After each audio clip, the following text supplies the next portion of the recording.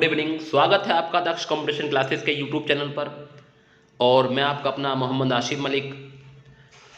और आज आपका प्रैक्टिस सेट नंबर 5 कराएंगे। और स्टूडेंट जितने भी स्टूडेंट मेरे साथ जुड़े हुए हैं, और स्टूडेंट वीडियो को शेयर कर दें और वीडियो को लाइक और चैनल को सब्सक्राइब कर दें अगर आपने अभी चैनल को सब्सक्राइब नहीं किया है। और स्टूडेंट आज मौसम को देखते हुए आपका आज मैं डबल प्रैक्टिस सेट कराऊंगा। जीएस के कम से कम 80 प्रश्न होंगे, हिंदी के कम से कम 60-70 प्रश्न होंगे स्टूडेंट। तो स्टूडेंट अगर आप मेरे साथ बने हुए हैं तो लास्ट तक मेरे साथ बने रहना, क्योंकि आप लोगों को कहीं ना कहीं बेनिफिट नजर आएगा आज की वीडियो में। ऐसे प्रश्न और स्टूडेंट जो आपको हर एग्जाम में देखने को मिलेंगे, चाहे आपका यूपी ट्रिपल पैट हो, चाहे आपका दिल्ली पुलिस हो, चाहे आपका उत्तर प्रदेश पुलिस हो, चाहे आपका यूपीएसआई हो यानी कि सब इंस्पेक्टर की वैकेंसी हो, कोई सी भी वैकेंसी हो, अगर आप पेपर देंगे तो आप हर पेपर में ये प्रश्न आपको देखने को मिलेंगे। चलिए, आज समय हो चुका है, 7:30 बज गए हैं आपके शाम के, और हम इस टाइम प्रैक्टिस सेट नंबर 5 की ओर चल दिए हैं। ठीक है स्टूडेंट, शुरू करते हैं। और स्टूडेंट एक बात और बता देता हूँ, अगर आप लोगों ने अपने मित्रों को अभी भी वीडियो सेंड नहीं की है तो एक बार वीडियो का लिंक अपने मित्रों को सेंड कर दें।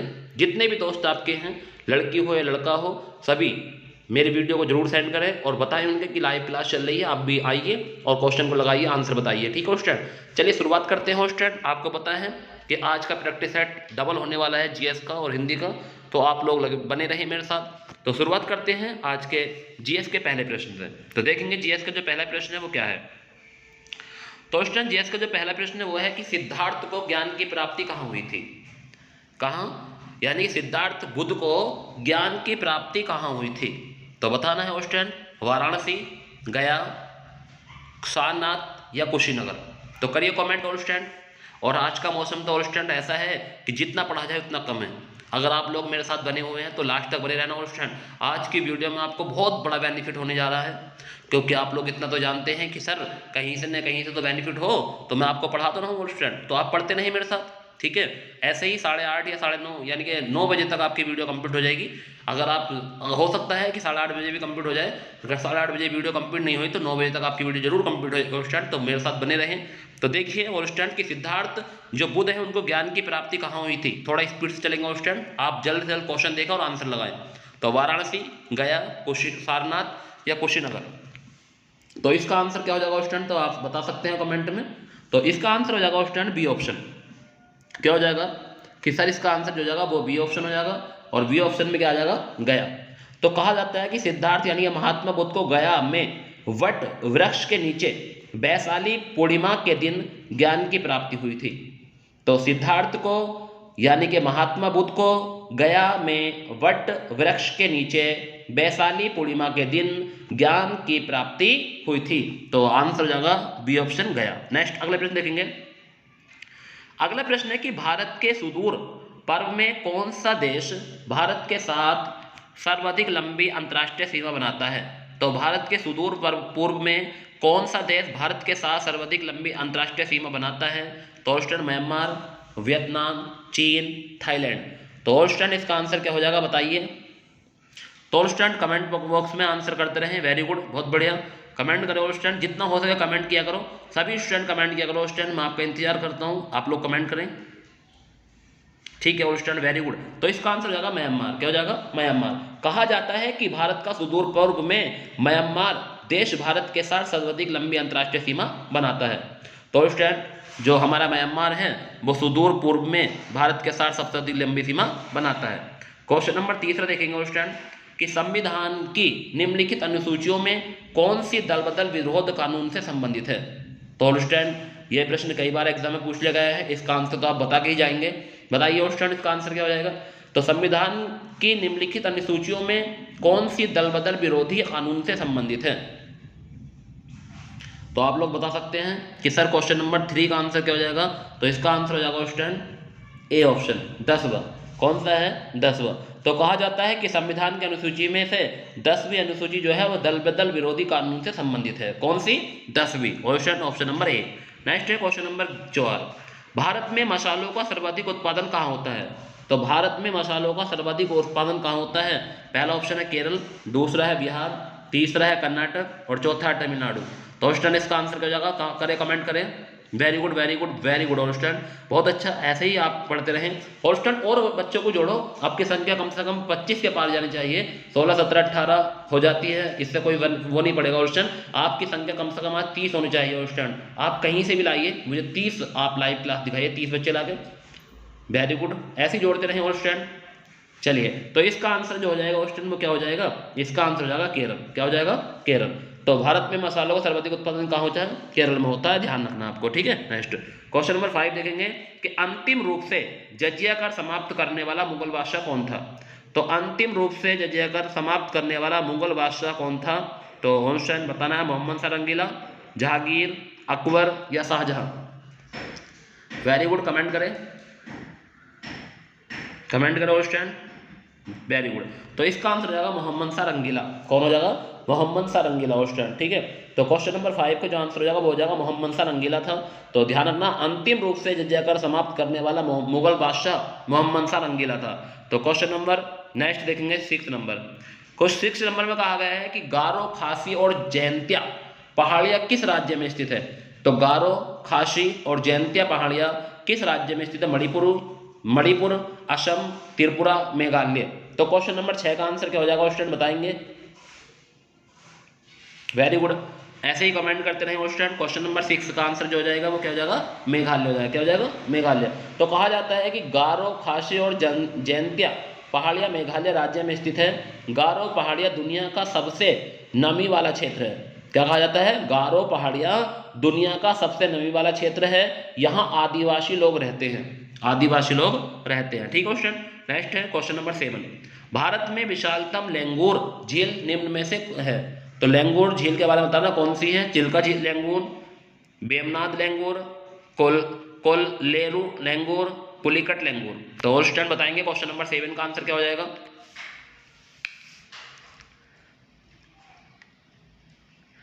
तो ऑल स्टूडेंट इसका जो आंसर हो जाएगा वो हो जाएगा हमारा ए ऑप्शन। कौन सी है, चिल्का लेंगुर, ठीक है, चिल्का लेंगुर, ठीक है, ध्यान रखना आपको। क्वेश्चन नंबर 8 देखिए। क्वेश्चन नंबर 8 के बारे में आपको पता है कि क्या कहा जा रहा है, देखिए। तो क्वेश्चन नंबर 8 कह रहा है कि संरचनात्मक बेरोजगारी का क्या कारण है। संरचनात्मक बेरोजगारी का क्या कारण है, अपर्याप्त उत्पादन क्षमता, अपस्फीति की अवस्था, कच्चे माल की कमी या भारी उद्योग की अभिनीति। तो बताएंगे क्वेश्चन नंबर 8 का आंसर क्या हो जाएगा। तो ऑप्शन कहा जाता है कि अपर्याप्त उत्पादन क्षमता। तो ऑप्शन नंबर ए हो जाएगा ऑप्शन, क्या हो जाएगा, ऑप्शन नंबर ए। नेक्स्ट है क्वेश्चन नंबर 9। निम्नलिखित में से किस पर कुछ इतिहासकारों ने 1857 के विद्रोह के दौरान अंग्रेजों के साथ मिलकर षड्यंत्र रचने का आरोप लगाया।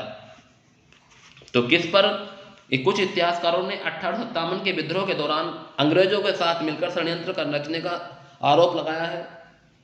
तो बताना है, कुंवर सिंह, तात्या टोपे, जीनत महल या ताराचंद। तो क्वेश्चन नंबर 9 का क्या आंसर हो जाएगा, क्वेश्चन बताएंगे।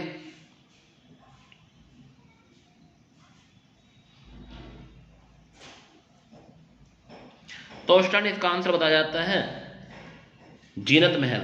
और जीनत महल कौन थे स्टूडेंट, तो देखिए जो जीनत महल थे स्टूडेंट, मुगल बादशाह बहादुर शाह द्वितीय जफर, यानी कि मुगल बादशाह बहादुर शाह द्वितीय की बेगम जीनत महल पर कुछ इतिहासकार ने 1857 की विद्रोह के दौरान अंग्रेजों के साथ मिलकर षड्यंत्र रचने का आरोप लगाया था, ठीक है। तो ध्यान रखना, मुगल बादशाह बहादुर शाह जफर द्वितीय की बेगम थी जीनत महल। तो उसका ध्यान रखना है। नेक्स्ट, भारत का सबसे बड़ा मूंगफली उत्पादन राज्य कौन सा है।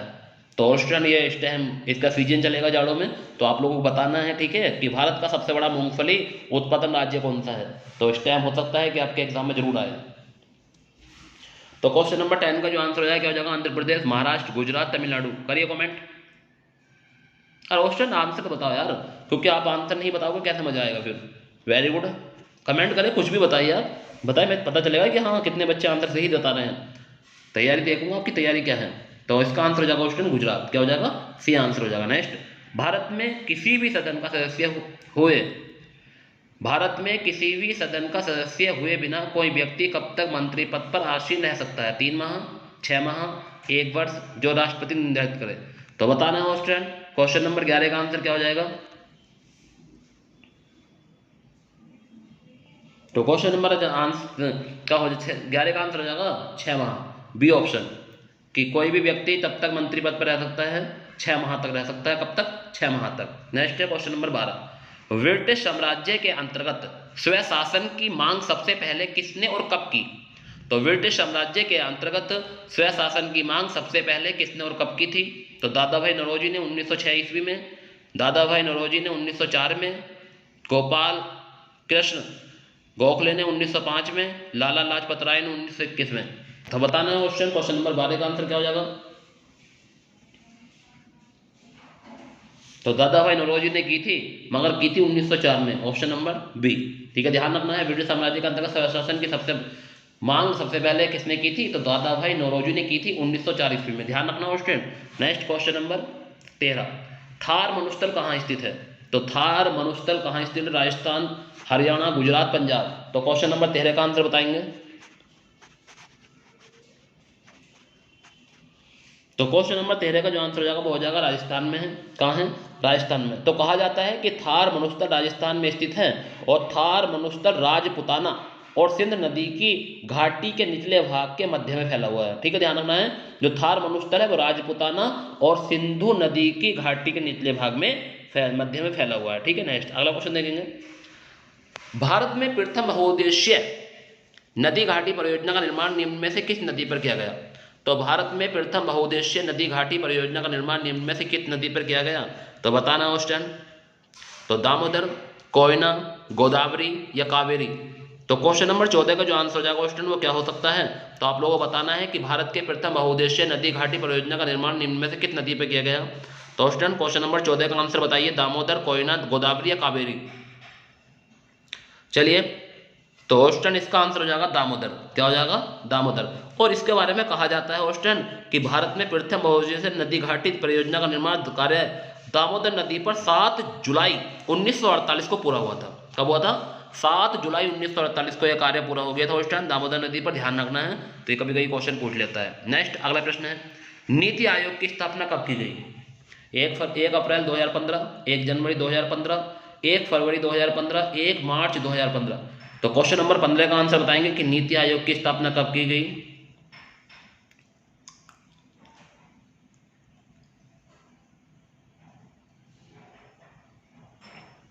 तो ऑस्टन इसका जो आंसर हो जाएगा वो क्या हो जाएगा बताइए? तो 1 जनवरी 2015 हो जाएगा। तो ऑस्टन आप इसी बात पर एक प्रश्न का आंसर बताइए कि नीति की फुल फॉर्म क्या होती है? नीति की फुल फॉर्म बताइए ऑस्टन कमेंट में। तो कहा जाता है national institute for transforming.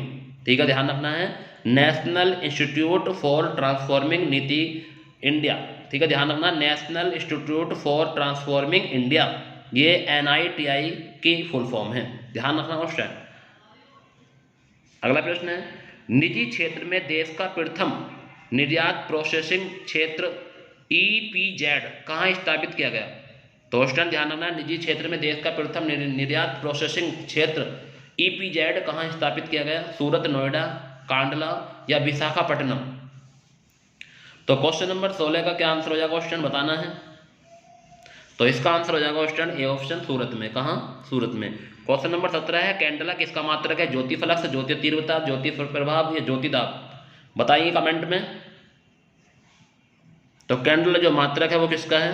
Question number 17 का जो आंसर हो जाएगा क्वेश्चन क्या हो जाएगा? क्वेश्चन नंबर 17 का जो आंसर हो जाएगा क्वेश्चन हो जाएगा ज्योति तीव्रता। किसका मात्रक है? ज्योति तीव्रता। संसद की कार्यवाही सूची में प्रथम विषय क्या होता है? शून्यकाल, स्थगन प्रस्ताव, प्रश्नकाल या ध्यान आकर्षण प्रस्ताव। तो बताना है कि कौन सा आंसर होगा क्वेश्चन नंबर 8 कि संसद की कार्यवाही सूची में प्रथम विषय क्या होता है? संसद की कार्यवाही सूची में प्रथम विषय क्या होता है? क्वेश्चन कमेंट करें। तो इसका आंसर हो जाएगा प्रश्नकाल। क्या होता है? ऑप्शन नंबर सी, प्रश्नकाल, प्रश्नकाल, प्रश्नकाल। क्वेश्चन आप आंसर नहीं बता रहे, सुन लो, क्या होता है? प्रश्नकाल होता है। नेक्स्ट क्वेश्चन नंबर 19 देखिए कि संविधान की व्याख्या करने का अंतिम अधिकार किसके प्राप्त है? किसे प्राप्त है? तो संविधान की व्याख्या करने का अंतिम अधिकार किसे प्राप्त है? लोकसभा अध्यक्ष, राष्ट्रपति, अटॉर्नी जनरल ऑफ इंडिया, सर्वोच्च न्यायालय। तो बताना है क्वेश्चन नंबर 19 का आंसर क्या हो जाएगा? तो ऑप्शन कहा जाता है कि संविधान की व्याख्या करने का अंतिम अधिकार जो है वो सर्वोच्च न्यायालय को है। किसको है? सर्वोच्च न्यायालय। तो ऑप्शन नंबर डी हो जाएगा ऑप्शन। ऑप्शन आप कम से कम 30 स्टूडेंट को जोड़िए, अभी कम है संख्या, 30 से 32 स्टूडेंट को लेकर आइए, तो कम से कम 50 अंक की करिए। ठीक है स्टूडेंट। आप वीडियो को शेयर करें ओल्ड स्टूडेंट, क्योंकि ऐसा मज़ा नहीं आएगा ओल्ड स्टूडेंट, मैं मेहनत कर रहा हूँ ओल्ड स्टूडेंट, समझे करें आप। तो आप अपने दोस्तों को शेयर करें, उनसे भी कहिए कि क्वेश्चन लगाइए यहाँ पे, तो जब भी मजा आएगा उस टाइम, उसमें कंपटीशन का ही पता चलता है कि हम कितना जानते हैं, ठीक है उस टाइम। तो कम से कम 30 से 40 बच्चे आप लाइव लाइए और अच्छे से क्लास देखिए, पूरी क्लास देखना उस टाइम, मजा आएगा, बहुत मजा आएगा। चुटकियों में आपको आज कम से कम 80 प्रश्न करा के जाऊंगा, जीएस के और हिंदी के 70 प्रश्न कराऊंगा, 150 प्रश्न कराएंगे 1 घंटे के अंदर अंदर। नेक्स्ट अगला प्रश्न देखेंगे, दांत का शिखर किसका बना होता है? तो दांत का शिखर किसका बना होता है? उपस्थित या काइंटिन या एनामिल या डेंटिन। तो बताना है दांत का शिखर किसका बना होता है उस टाइम। तो क्वेश्चन नंबर 20 का आंसर सभी को पता है कि क्या हो जाएगा क्वेश्चन, कमेंट करें। तो एनामिल किसका बना होता है? एनामिल का बना होता है, ऑप्शन नंबर सी हो जाएगा, ठीक है। नेक्स्ट, पुरुष में पुरुष तत्व के लिए कौन सा गुणसूत्रीय संयोजन उत्तरदायी है? तो पुरुष में पुरुष तत्व के लिए कौन सा गुणसूत्रीय संयोजन उत्तरदायी है? XY, XX, XO, XXX। तो बताना है क्वेश्चन नंबर 21 का आंसर क्या हो जाएगा। तो स्टूडेंट पुरुष में पुरुष तत्व के लिए XY वाला जो गुणसूत्र है, गुणसूत्र संयोजन होना अनिवार्य है, तो इसका आंसर हो जाएगा A option XY। Next question number 22 देखेंगे। क्वेश्चन नंबर 22 में थोड़ा सा आपको थोड़ा विरल हो गया उस टाइम, तो प्रदेश में पढ़ रहा हूँ, ध्यान सुनना कि सुआ नृत्य किस जनजातीय से संबंधित है? तो सुआ नृत्य किस जनजातीय से संबंधित है? वेगा, कोरगु, गुड़िया या मारिया। तो बताना है क्वेश्चन नंबर 22 का आंसर।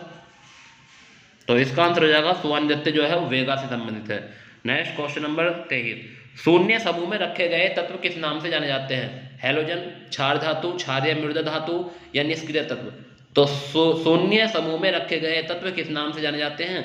तो बताना है हैलोजन या क्षार धातु या क्षारीय मुद्रा या निष्क्रिय तत्व। तो क्वेश्चन नंबर 23 का आंसर जो जाएगा क्या हो जाएगा स्टूडेंट, बताइए।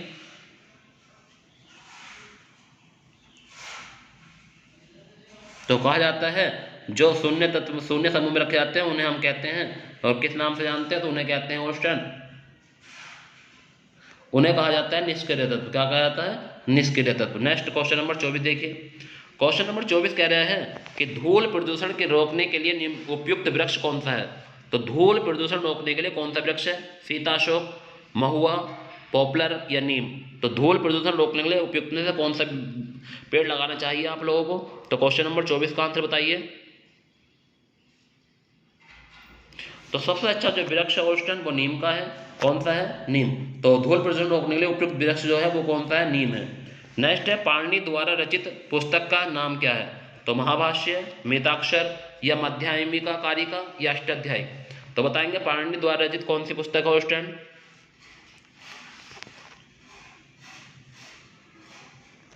तो स्टूडेंट आपको पता है कि कौन सी अष्टाध्यायी, और इसके बारे में कहा जाता है कि अष्टाध्यायी महर्षि पाणिनि द्वारा रचित संस्कृत व्याकरण का एक अत्यंत प्राचीन ग्रंथ है। तो स्टूडेंट ध्यान रखना, संस्कृत व्याकरण का एक महत्वपूर्ण ग्रंथ माना जाता है और प्राचीन भी। तो पाणिनि द्वारा रचित है अष्टाध्यायी। नेक्स्ट क्वेश्चन नंबर 26 देखिए। प्लास्टिक के करेंसी नोट विश्व में सबसे पहले किस देश में जारी किए? तो प्लास्टिक के करेंसी नोट विश्व में सबसे पहले किस देश ने जारी किए थे? तो क्वेश्चन नंबर 26 देखिए। और स्टूडेंट कुछ क्वेश्चन ऐसे हैं, आप घबराए ना, हाँ आपको नहीं दिख रहा होगा स्टूडेंट, तो मैंने कोशिश की है कि आपको पढ़ के सुनाया जाए। तो स्टूडेंट मेरे आवाज़ पे ध्यान देना, ठीक है। ये थोड़ा ब्लर हो गया है इस वजह से नहीं, क्योंकि नेटवर्क की प्रॉब्लम हो जाती है कभी कभी स्टूडेंट, और जब नेटवर्क की प्रॉब्लम हो जाती है स्टूडेंट तो यहाँ पर हमारे वीडियो में थोड़ी दिक्कत आने लगती है। तो स्टूडेंट कोई परेशानी वाली बात नहीं, आगे अभी नेटवर्क की प्रॉब्लम सही हो जाएगी तो वीडियो सही आने लगेगी। तो स्टूडेंट आप सुनते रहें और जब आंसर दें। तो प्लास्टिक की करेंसी नोट विश्व में सबसे पहले किस देश ने जारी की थी? तो कनाडा, स्वीडन, ऑस्ट्रेलिया या न्यूजीलैंड। तो बताइए क्वेश्चन नंबर 26 का आंसर। तो क्वेश्चन नंबर जो 26 का आंसर हो जाएगा स्टूडेंट वो हो जाएगा हमारा ऑस्ट्रेलिया। क्या हो जाएगा? ऑस्ट्रेलिया। नेक्स्ट है, उबेर कप किस खेल से संबंधित है? और स्टूडेंट कल भी एक कप आया था स्टूडेंट, आपको पता होगा कि कौन सा कप आया था कल, बताइए कमेंट में। तो क्वेश्चन नंबर 27 में फिर आज आया है कि उबेर कप किस खेल से संबंधित है? तो फुटबॉल, हैंडबॉल, बैडमिंटन या स्क्वॉश, ठीक है, इस्क बॉक्स, ठीक है, ध्यान रखना है, इक बॉक्स, ठीक है, इस बॉक्स बोलते हैं। तो ध्यान रखना है उबेर कप किससे संबंधित, सबको पता है आंसर। तो बताएंगे उबेर कप है बैडमिंटन से संबंधित। किससे है स्टूडेंट? बैडमिंटन। तो इसका आंसर हो जाएगा सी आंसर। क्या हो जाएगा? C answer. नेक्स्ट देखिए, अब आपके प्रश्न बिल्कुल सही आएंगे स्टूडेंट, जो कभी कभी नेटवर्क प्रॉब्लम हो जाती है तो ये दिक्कत आने लगती है स्टूडेंट। तो उत्तर प्रदेश में प्रथम खेल गांव की स्थापना कहाँ की गई? तो उत्तर प्रदेश में प्रथम खेल गांव की स्थापना कहाँ की गई? आगरा में, लखनऊ में, मेरठ में, इलाहाबाद में। तो क्वेश्चन नंबर 34 का आंसर बताएंगे। बीच में मैंने क्वेश्चन और स्टूडेंट छोड़ दिए हैं, आप परेशान ना हो, क्योंकि ऐसे प्रश्न थे जिनका कोई लेना देना नहीं था। तो स्टूडेंट मैंने वे प्रश्न रखे हैं जो एग्जाम में कई बार पूछ ले गए। तो उत्तर प्रदेश में प्रथम खेल गांव की स्थापना कहाँ की गई? तो क्वेश्चन नंबर 34 से बने रहे। तो बताएंगे इसका आंसर क्या हो जाएगा? तो इसका आंसर हो जाएगा आगरा में। कौन सा? कहाँ? आगरा में। नेक्स्ट है, उत्तर प्रदेश में भारतीय सूचना प्रौद्योगिकी संस्थान कहाँ स्थापित है? कानपुर, बरेली, इलाहाबाद, आगरा। तो बताएंगे सूचना प्रौद्योगिकी संस्थान कहाँ है? क्वेश्चन नंबर 35 का आंसर तो वो हमारा कहाँ है स्टूडेंट? तो इलाहाबाद में है। कहाँ है? इलाहाबाद। ऑप्शन नंबर सी हो जाएगा। नेक्स्ट है, दिए गए विकल्प में से गलत जिला मुख्यालय वाली जोड़ी को चुनिए। तो सोनभद्र, राबर्टगंज, कुशीनगर, पंडरौना, कौशाम्बी, वैशाली, अमेठी, गौरीगंज। तो क्वेश्चन नंबर 36 का जो आंसर हो जाएगा क्या हो जाएगा स्टूडेंट बताइए? तो क्वेश्चन नंबर 36 का जो आंसर हो जाएगा स्टूडेंट वो हो जाएगा हमारा सी आंसर। क्या हो जाएगा? C answer. तो स्टूडेंट इसके बारे में हमें थोड़ा पढ़ लेंगे और इसके बारे में कहा जाता है स्टूडेंट, मैं बता रहा हूँ आपको, सुनिए कि कौशाम्बी का जिला मुख्यालय मंझनपुर है। कौन सा है? मंझनपुर। वर्तमान कौशाम्बी जिले को 4 अप्रैल 1997 को प्रयागराज जिले से बाहर किया गया था। ठीक है, तो ध्यान रखना है, वर्तमान जो कौशाम्बी जिले को 4 अप्रैल 1997 को प्रयागराज जिले से अलग किया गया था, और जो यहाँ इसका जो मुख्यालय है कौशाम्बी जिले का वो है मंझनपुर। कहाँ है? मंझनपुर। वैशाली नहीं है, मंझनपुर है स्टूडेंट। बाकी सब सही है, ये गलत था। तो इसका आंसर मैंने आपको बता दिया है कि कौशाम्बी का जो मुख्यालय है वो है मंझनपुर, और ये प्रयागराज से 4 अप्रैल 1997 को बाहर किया गया था। ठीक है, तो ध्यान रखना है। नेक्स्ट, उत्तर प्रदेश में सीमांत कृषक किसे कहा जाता है? 2 हेक्टेयर से कम भूमि वाले को, 1 एकड़ से अधिक भूमि वाले को, या 1 हेक्टेयर से कम भूमि वाले को, या 1 एकड़ से कम भूमि वाले को। तो क्वेश्चन नंबर 37 का आंसर क्या हो जाएगा क्वेश्चन बताइए कमेंट में। तो इसके बारे में कहा जाता है सी ऑप्शन, 1 हेक्टेयर से कम भूमि वालों को कहा जाता है सीमांत कृषक। किसे कहते हैं? 1 हेक्टेयर से कम भूमि वालों को। ठीक है क्वेश्चन। नेक्स्ट अगला प्रश्न है, किसी व्यक्ति के वेतन में, ऑस्टन आज तो मैथ के प्रश्न भी आ गए। हाय हाय हाय, ऑस्टन क्या आप कर देंगे मैथ के प्रश्न? चलिए आपको मैं दिखाता हूँ मैथ के प्रश्न। ये कह रहे हैं कि किसी व्यक्ति के वेतन में पहले 20% की वृद्धि की गई और फिर उसमें 20% की कमी की गई, तो उसके वेतन में परिवर्तन है। तो ऑस्टन 4% की कमी, 4% की वृद्धि, 8% की कमी या 20% की वृद्धि। तो क्वेश्चन नंबर 43 का आंसर करें ऑस्टन। आपको मैं 5 सेकंड देता हूँ, आप आंसर बता दें।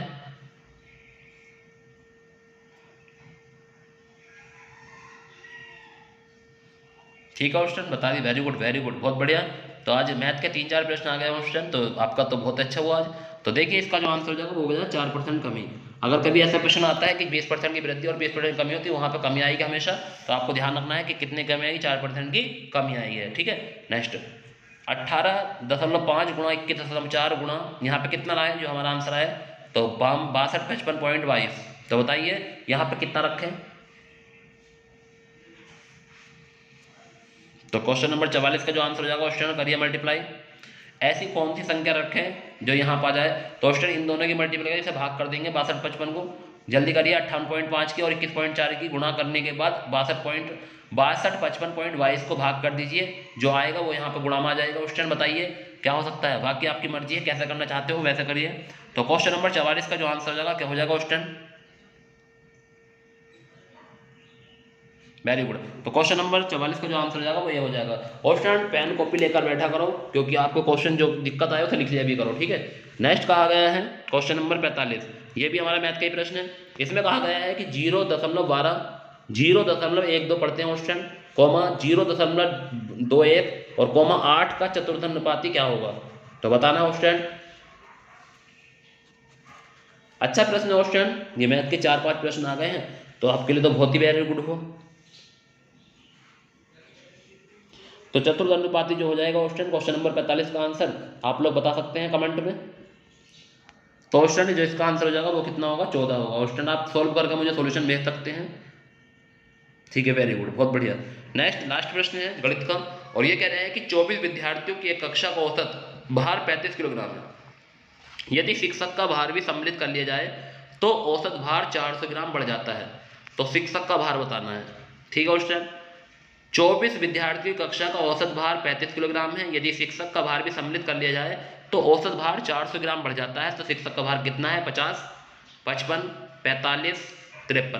क्वेश्चन प्रश्न को एक बार और देख लिए कि 24 विद्यार्थियों की एक कक्षा का औसत भार 35 किलोग्राम है। यदि शिक्षक का भार भी सम्मिलित कर लिया जाए तो औसत भार 400 ग्राम बढ़ जाता है। तो बताना है कि उस शिक्षक का भार कितना है। चलिए तो क्वेश्चन नंबर 46 का जो आंसर हो जाएगा क्या होगा क्वेश्चन बताएं कमेंट में। तो क्वेश्चन नंबर 46 का जो आंसर हो जाएगा क्वेश्चन वो हो जाएगा 45 किलोग्राम। ठीक है क्वेश्चन, आप कमेंट कर सकते थे, और आप अगर आपने नहीं किया है क्वेश्चन सोल्यूशन आप भेज सकते हैं कमेंट में कि सर इस तरह से इस क्वेश्चन करेंगे, क्योंकि जो बच्चों नहीं हो पाते मैथ के क्वेश्चन वो समझ जाएंगे, क्योंकि क्वेश्चन आपको ही सोल्यूशन देना है कि ये कैसे प्रश्न होंगे हमारे चारों। ठीक है, 4-5 जो भी प्रश्न थे आपके मैथ के या लाजवाब प्रश्न थे उस टाइम आप देखेंगे, यानी कि अभी और जीएस का पार्ट करेंगे, और जीएस के पार्ट में हम देखते हैं कि सर हमारे कौन कौन से प्रश्न हो आते हैं। ठीक है, देखिए तो अगला प्रश्न हमारा क्या है स्टूडेंट, कौन सी अक्षांश रेखा भारत के मध्य से होकर गुजरती है। तो स्टूडेंट हम फटाक से लगाएंगे इनका क्वेश्चन का आंसर। तो बताना है कि कौन सी अक्षांश रेखा भारत के मध्य से होकर गुजरती है स्टूडेंट। तो इस क्वेश्चन का आंसर क्या हो सकता है, तो बताइए, विषुवत रेखा, मकर रेखा, कर्क रेखा, आर्कटिक रेखा। तो बताना है इसका आंसर क्या हो जाएगा। तो क्वेश्चन नंबर पहला, तो इसका आंसर हो जाएगा कर्क रेखा। कहाँ से, कर्क रेखा option number C. Next option question है कि लोक लेखा समिति में कुल कितने सदस्य होते हैं। तो लोक लेखा समिति में 15, 45, 22, 30। तो बताइए कमेंट में, तो लोक लेखा समिति में कुल कितने सदस्य होते हैं स्टूडेंट। तो 22 सदस्य होते हैं स्टूडेंट, कितने होते हैं 22। नेक्स्ट अगला प्रश्न है, कोयला उत्पादन देशों में भारत का स्थान क्या है। तो कोयला उत्पादक देशों में भारत का स्थान क्या है स्टूडेंट, बताना है। तो क्वेश्चन नंबर तीसरे का आंसर हो जाएगा स्टूडेंट ऑप्शन नंबर सी, तीसरा है। तो स्टूडेंट ये क्वेश्चन कल भी आया था शायद। चलिए नेक्स्ट स्टूडेंट क्वेश्चन पढ़ते ही आप आंसर बताएं, नहीं तो मैं बहुत जल्दी आपको इसका रिवीजन कराने वाला हूँ। क्वेश्चन अभी आपके जीएस के 35-36 प्रश्न हो रहा है स्टूडेंट, अच्छे से तैयारी करते रहें। एक दिन ऐसा आएगा स्टूडेंट कि आप जीत हासिल कर लोगे। ठीक है, बस क्वेश्चन को देखते रहा करो कि हाँ क्वेश्चन क्या कह रहा है कि किस युद्ध को जीतने के बाद शेर शाह ने दिल्ली में द्वितीय अफगान राज्य की स्थापना की थी। कलंजर युद्ध, चौसा का युद्ध, कन्नौज का बिलग्राम का युद्ध, पानीपत का युद्ध। तो बताना है कि किस युद्ध को जीतने के बाद शेर शाह ने दिल्ली में द्वितीय अफगान राज्य की स्थापना की थी। क्वेश्चन नंबर 4 का आंसर क्या हो जाएगा। तो क्वेश्चन नंबर 4 का आंसर हो जाएगा सी ऑप्शन, कन्नौज का बिलग्राम का युद्ध। कौन सा हो जाएगा, कन्नौज का बिलग्राम का युद्ध आंसर हो जाएगा। कमेंट करें क्वेश्चन आप भी। वगलिहार पावर प्रोजेक्ट भारत द्वारा किस नदी पर बनाया गया।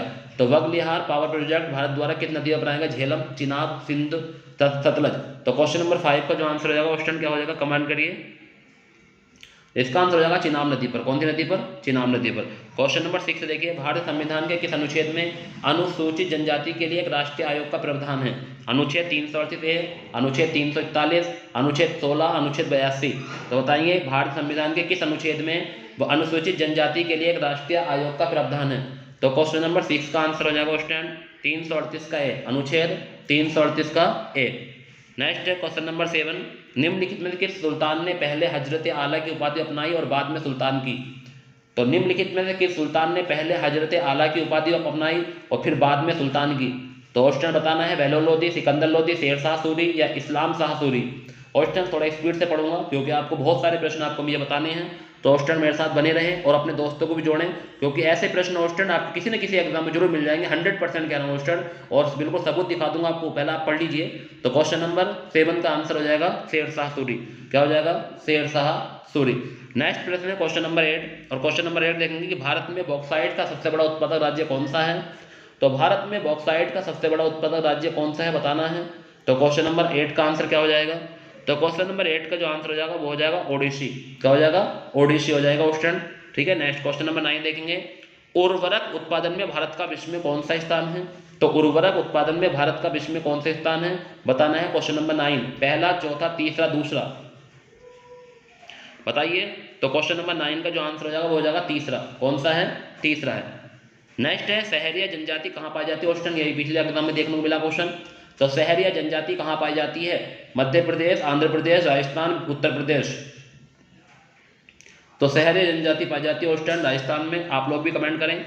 संघीय मंत्रिपरिषद का अध्यक्ष कौन होता है। तो संघीय मंत्रिपरिषद का अध्यक्ष कौन होता है स्टूडेंट, क्वेश्चन नंबर 11 का आंसर बताएंगे। तो संघीय मंत्रिपरिषद का अध्यक्ष कौन होता है। तो क्वेश्चन नंबर 11 का जो आंसर हो जाएगा स्टूडेंट वो हो जाएगा प्रधानमंत्री। कौन होता है, प्रधानमंत्री। ऑप्शन थे राष्ट्रपति, गृह मंत्री, प्रधानमंत्री या कैबिनेट सचिव। तो आंसर हो जाएगा प्रधानमंत्री। नेक्स्ट है क्वेश्चन नंबर 12, भारतीय राष्ट्रीय कांग्रेस का 1938 का अधिवेशन किस शहर में हुआ। तो क्वेश्चन नंबर 12 का जो आंसर हो जाएगा वो हो जाएगा हमारा पटना, भागलपुर, रांची या हरिपुर। तो बताएंगे इसका आंसर क्या हो सकता है स्टूडेंट। वेरी गुड और स्टूडेंट कमेंट करें। बहुत अच्छा लगता है जब आप कमेंट करते हैं स्टूडेंट, मेरा हौसला बढ़ता है आप लोगों से, क्योंकि और स्टूडेंट जो बच्चे आते हैं और जाते हैं उन पर बहुत गुस्सा आता है मुझे, क्योंकि आप लोग पढ़ना आए हैं, थोड़ा टाइम देंगे जब तो आप तैयारी कर पाएंगे। जब आप टाइम ही नहीं दोगे तो तैयारी कैसे हो जाएगी बताइए आप मुझे। आप लोग तैयारी जब भी कर सकते हैं जब आपका मन एक जगह हो। आप 2 मिनट की वीडियो खोलते हैं फिर उसके बाद वापस चले जाते हैं, कुछ और देखने लगते हैं, ऐसा कभी तैयारी नहीं होगी उस टाइम। चाहे आप लिख के ले लीजिए मुझसे, आप 1 घंटा आराम से मेहनत करिए, उसके बाद कुछ भी करिए। तो क्वेश्चन नंबर 12 का जो आंसर हो जाएगा उस टाइम वो हो जाएगा डी आंसर, हरिपुर। कहाँ हुआ था? हरिपुर में हुआ था। नेक्स्ट, गुरु शिखर पर्वत चोटी कौन से राज्य में है स्थित है? तो गुरु शिखर पर्वत चोटी कौन से राज्य में स्थित है? गुजरात, महाराष्ट्र, मध्य प्रदेश, राजस्थान। तो क्वेश्चन नंबर 13 का जो आंसर हो जाएगा वो हो जाएगा राजस्थान। कहाँ हो जाएगा? राजस्थान हो जाएगा, ऑप्शन नंबर डी। नेक्स्ट है, विधानसभा परिषद का सभापति कौन बनता है? तो विधान परिषद का सभापति कौन बनता है? राज्यपाल द्वारा नियुक्त किया गया, विधान परिषद के सदस्य द्वारा अपने बीच में चुना जाता है, राज्यपाल होता है, या विधान सभाध्यक्ष द्वारा नियुक्त किया जाता है? तो क्वेश्चन नंबर 14 का आंसर क्या हो जाएगा? तो क्वेश्चन नंबर 14 का आंसर हो जाएगा कि विधान परिषद के सदस्य द्वारा अपने बीच से चुना जाता है। तो विधान परिषद के सदस्य द्वारा अपने बीच से चुना जाता है, उसे कहते हैं विधान परिषद का सभापति। नेक्स्ट क्वेश्चन, ये क्वेश्चन कई बार आया स्टूडेंट, बॉम डीला दर्रा भारत के किस राज्य में है? बॉम डीला दर्रा भारत के किस राज्य में स्थित है? तो क्वेश्चन नंबर 15 का आंसर बताएं। सिक्किम, उत्तराखंड, मणिपुर, अरुणाचल प्रदेश। तो इसका जो आंसर हो जाएगा स्टूडेंट वो क्या हो जाएगा? तो इसका आंसर हो जाएगा अरुणाचल प्रदेश। और स्टूडेंट आप 2 पे स्पीड चलाने की जरूरत ही नहीं है स्टूडेंट, मैं तो आपको 2 पे ही चलना हूँ, ठीक है। कोई बच्चा 2 पे लगा लेता है तो इतने आराम से नहीं चलूंगा स्टूडेंट, मैं बहुत 2 पे ही स्पीड पे चल रहा हूँ, बस क्वेश्चन पढ़ो आंसर, क्वेश्चन पढ़ो आंसर, क्वेश्चन पढ़ो आंसर, ऐसे करना है स्टूडेंट। नेक्स्ट क्वेश्चन नंबर 16 देखिए, भारतीय प्रतिभूति एवं विनिमय बोर्ड की स्थापना कब हुई? तो क्वेश्चन नंबर 16 का आंसर क्या हो जाएगा? 1992, 2002, 1988 या 1993। तो भारतीय प्रतिभूति एवं विनिमय बोर्ड की स्थापना जो हुई थी वो कब हुई थी? तो क्वेश्चन नंबर 16 का जो आंसर हो जाएगा वो हो जाएगा 1988 में हुई थी भारतीय विनिमय बोर्ड की स्थापना, ठीक है। नेक्स्ट क्वेश्चन नंबर 17, विद्युत मात्रक की इकाई क्या है? तो विद्युत मात्रक की इकाई क्या है स्टूडेंट? एम्पियर, कूलम, ओम, वोल्ट। तो बताना है विद्युत मात्रक की इकाई क्या है? तो क्वेश्चन नंबर 17 का आंसर जो जाएगा वो हो जाएगा एम्पियर। क्या हो जाएगा? Ampere, A option. Question number 18, निम्नलिखित में से कौन सा अधिकार भारतीय संविधान के अनुच्छेद 32 के अंतर्गत प्रवर्त्य किए जा सकते हैं? संवैधानिक अधिकार, मौलिक अधिकार, सार्वधिक अधिकार या उपयुक्त सभी। तो क्वेश्चन नंबर 18 का आंसर क्या हो सकता है स्टूडेंट? तो आर्टिकल 32 के अनुसार जो कर सकते हैं वो कर सकते हैं मौलिक अधिकार। कौन से? मौलिक अधिकार। तो क्वेश्चन नंबर 18 का जो आंसर हो जाएगा बी आंसर हो जाएगा, मौलिक अधिकार। क्वेश्चन नंबर 19 देखिए, भारत के नियंत्रक एवं महालेखा परिषद द्वारा प्रस्तुत प्रतिवेदना के आधार पर कौन सा समिति कार्य करती है? तो क्वेश्चन नंबर 19 का आंसर क्या हो जाएगा? सरकारी उपक्रम समिति, प्राकलन समिति, लोकलेखा समिति या विशद अधिकार समिति। तो क्वेश्चन नंबर 19 का जो आंसर हो जाएगा वो हो जाएगा लोकलेखा समिति। कौन सा हो जाएगा? लोकलेखा समिति।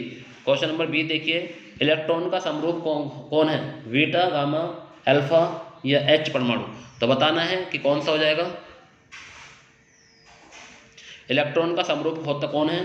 तो बताना है क्वेश्चन नंबर 20 का आंसर। तो इलेक्ट्रॉन का जो समरूप है ऑप्शन नंबर ए हो जाएगा, बीटा कण। कौन सा कण? बीटा कण। नेक्स्ट क्वेश्चन नंबर 21, किसने भूमि मापने का पैमाना गज ए सिकंदरी किसने भूमि मापने का पैमाना गज ए सिकंदरी का प्रचलन किया? तो क्वेश्चन नंबर 21 का आंसर बताइए। सिकंदर महान, सिकंदर लोदी, सिकंदर शाह सूर, आजम खां। तो बताना स्टूडेंट, आजम खां ये नहीं है, ध्यान रखना। तो बताना है किसने भूमि मापने का पैमाना गज ए सिकंदरी का प्रचलन किया? तो क्वेश्चन नंबर 21 का जो आंसर हो जाएगा वो क्या हो सकता है? तो क्वेश्चन नंबर 21 का आंसर है Sikandar Lodi, option number B. Next question number 22 देखिए, वातावरण की वायु में कार्बन डाइऑक्साइड की मात्रा कितनी होती है? वेरी मोस्ट क्वेश्चन स्टूडेंट, कई बार एग्जाम में पूछ ले गए हैं कि वातावरण की वायु में कार्बन डाइऑक्साइड की मात्रा कितनी होती है? 0.003%, 30%, 0.03%, 0.13%। तो स्टूडेंट इसका जो आंसर हो जाएगा क्या हो जाएगा? कमेंट करें। तो क्वेश्चन नंबर 22 का जो आंसर हो जाएगा स्टूडेंट हो जाएगा 0.03%। तो क्वेश्चन नंबर 22 का आंसर सी आंसर हो जाएगा। क्वेश्चन नंबर 23 की ओर चलते हैं। स्टैच्यू ऑफ यूनिटी कहाँ बना हुआ है? तो स्टैच्यू ऑफ यूनिटी यूएसए में, भारत में, फ्रांस में, स्पेन में। तो क्वेश्चन नंबर 23 का आंसर बताएं क्या हो जाएगा? तो स्टैच्यू ऑफ यूनिटी कहाँ बना हुआ है स्टूडेंट? तो बताएंगे क्वेश्चन नंबर 23 का आंसर।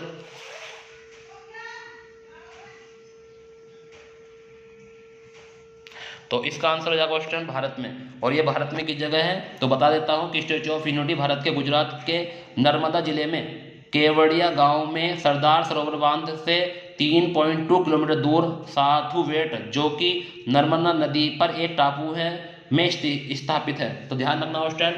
तो ये है आपके भारत के गुजरात में नर्मदा जिले के केवड़िया गांव के सरदार सरोवर बांध से 3.2 किलोमीटर दूर साधुवेट, जो कि नर्मदा नदी पर एक टापू है, में स्थापित है। ध्यान रखना है स्टूडेंट। नेक्स्ट देखेंगे क्वेश्चन नंबर 24।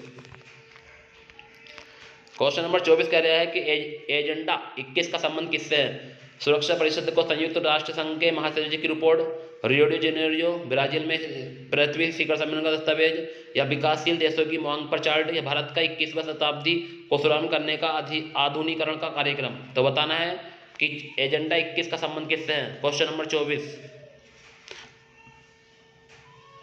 तो क्वेश्चन नंबर 24 का जो आंसर हो जाएगा स्टूडेंट वो हो जाएगा बी आंसर। क्या हो जाएगा? B answer. तो एजेंडा 21 का संबंध रियो ब्राजील में पृथ्वी शिखर सम्मेलन का दस्तावेज है। तो ध्यान रखना है, क्वेश्चन नंबर 24 का आंसर बी आंसर हो जाएगा। नेक्स्ट क्वेश्चन नंबर 25 देखेंगे, वेटन कप किस खेल से संबंधित है? एक कप जरूर आएगा स्टूडेंट, मैं बार बार आपको कप के क्वेश्चन जरूर ला रहा हूँ। तो वेटन कप किस खेल से संबंधित है बताना है। तो क्वेश्चन नंबर 25 का आंसर क्या हो जाएगा? तो वेटन कप जो संबंधित है वो किसके से? क्रिकेट, टेनिस, फुटबॉल या हॉकी? तो बताइए इसका आंसर। तो वेटन कप किसके खेल से संबंधित है? तो इसका आंसर हो जाएगा स्टूडेंट हॉकी से। किससे संबंधित है? हॉकी से संबंधित है। एंजाइल नामक पुस्तक किसने लिखी? वर्षादत्त, वाल्मीकि थापर, तस्लीमा नसरीन या रणवीर सिंह सिंधु?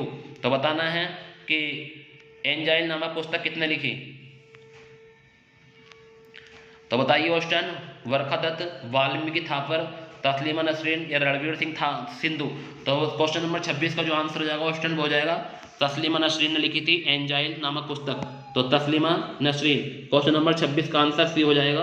तो इसका आंसर क्या हो जाएगा? सी। अब आपके हिंदी के प्रश्न शुरू होते हैं स्टूडेंट। जो बच्चे अभी भी नहीं जुड़े हुए हैं उनको वीडियो सेंड कर दीजिए और बता दीजिए कि हिंदी के प्रश्न शुरू हो गए हैं स्टूडेंट।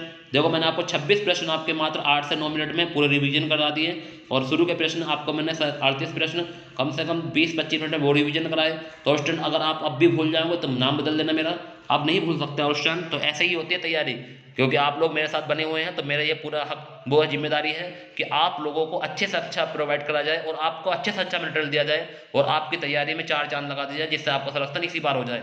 तो स्टूडेंट जो मेरे साथ बने हुए हैं विश्वास करें आपका सिलेक्शन जरूर करा कर रहूँगा स्टूडेंट, बस पढ़ते रहें मेरे साथ। ठीक है स्टूडेंट, अब शुरू करते हैं हिंदी की महत्वपूर्ण प्रश्न। और स्टूडेंट हिंदी को तो आप चुटकी में उड़ा देंगे, क्योंकि हिंदी के ऐसे प्रश्न होते हैं जो आपने कई बार पढ़ रखे हैं। और आप पूरे प्रश्नों का कमेंट करें कि हिंदी के सभी प्रश्न, और स्टूडेंट हिंदी के सभी प्रश्नों को अंत तक देखें, क्योंकि आपको पता है कि अगर हम हिंदी के प्रश्न नहीं लगाएंगे तो हमें दिक्कत हो सकती है। क्योंकि जीएस में तो हो सकता है कि 1-2 प्रश्न हमसे नहीं बने, मगर हिंदी में ऐसा कोई प्रश्न नहीं होगा जो आपसे नहीं बनता हो। तो स्टूडेंट हिंदी के प्रश्नों को जरूर देखें और शुरू से लास्ट तक बने रहें। तो देखिए हिंदी के प्रश्न शुरुआत करते हैं स्टूडेंट। तो शुरुआत करते हैं, देखिए हिंदी के प्रश्न। तो स्टूडेंट अब हिंदी हमारी शुरू हो चुकी है। हिंदी का प्रैक्टिस सेट नंबर 5 है और आप लोग अच्छे से हिंदी को लगाएंगे स्टूडेंट मेरे साथ। आज हिंदी में आपके कम से कम 70 से 80 प्रश्न हैं, लास्ट तक बने रहे, कुछ समय में आपके सभी प्रश्न कंप्लीट करा दूंगा। चलिए क्वेश्चन नंबर 114 के कह रहे हैं कि भारत की सबसे छोटी इकाई क्या है? तो भारत की सबसे भाषा की भारत बोल दिया मैंने, तो स्टैंड हो जाता है कभी कभी दिमाग जब इधर से इधर हो जाता है। तो स्टैंड आपको ध्यान रखना है, भाषा की सबसे छोटी इकाई है। तो भाषा की सबसे छोटी इकाई क्या है? स्वर है, शब्द है, व्यंजन है, वर्ण है? तो स्टैंड बताना है क्वेश्चन नंबर 114 का आंसर। तो इसका जो आंसर हो जाएगा स्टूडेंट हो जाएगा वर्ण। कौन सी है? वर्ण। आप लोग कमेंट करते रहे मुझसे पहले। नेक्स्ट क्वेश्चन नंबर 15, गवार का तत्सम शब्द क्या होगा? ग्रामीण, मूर्ख, ग्राहक, गंभीर? तो गवार का तो तत्सम शब्द होता है वो स्टूडेंट क्या हो जाएगा? क्वेश्चन नंबर 115 का आंसर। तो क्वेश्चन नंबर 115 का आंसर जो हो जाएगा वो स्टूडेंट हो जाएगा ग्रामीण। क्या हो जाएगा? गवार का ग्रामीण हो जाएगा स्टूडेंट। तो ध्यान रखना है क्वेश्चन नंबर 115 का answer A option. Question number 116 देखेंगे कि कौन सा शब्द तद्भव नहीं है? गोमेय, घोड़ा, चोच, ऊंट? तो बताना है क्वेश्चन नंबर 116 का आंसर क्या हो जाएगा? तो कौन सा शब्द तद्भव नहीं है? तो गोमेय को छोड़कर बाकी सभी तद्भव हैं, गोमेय तद्भव नहीं है। तो ऑप्शन नंबर ए हो जाएगा स्टूडेंट। तो क्वेश्चन नंबर 16 का आंसर। नेक्स्ट क्वेश्चन नंबर 17 देखेंगे, पवन का संधि विच्छेद बताना है। प + 1, प + अन, प + अवन, प + अन? तो बताना है स्टूडेंट कौन सा हो जाएगा? तो क्वेश्चन नंबर 17 का जो आंसर हो जाएगा वो क्या हो जाएगा स्टूडेंट? आप अच्छे जानते हैं सर, ऑप्शन नंबर वी हो जाएगा। नेक्स्ट क्वेश्चन नंबर 18 देखेंगे, विज्ञान शब्द में प्रयुक्त उपसर्ग कौन सा है? तो विज्ञान शब्द में प्रयुक्त उपसर्ग बताना है, ज्ञान, अन, विग या वी? तो ऑप्शन ये क्वेश्चन तो मैं आपको आज भी करा के आया हूँ क्लास में। तो क्वेश्चन नंबर 18 का आंसर क्या, 118 का आंसर क्या हो जाएगा? तो आप अच्छे जानते हैं कि सर विज्ञान शब्द में उपसर्ग है वो है वी। तो उपसर्ग सर उन्हें कहते हैं शुरू में जुड़ते हैं, प्रत्यय उन्हें कहते हैं जो लास्ट में जुड़ते हैं। ठीक है क्वेश्चन। नेक्स्ट क्वेश्चन नंबर 19 देखेंगे।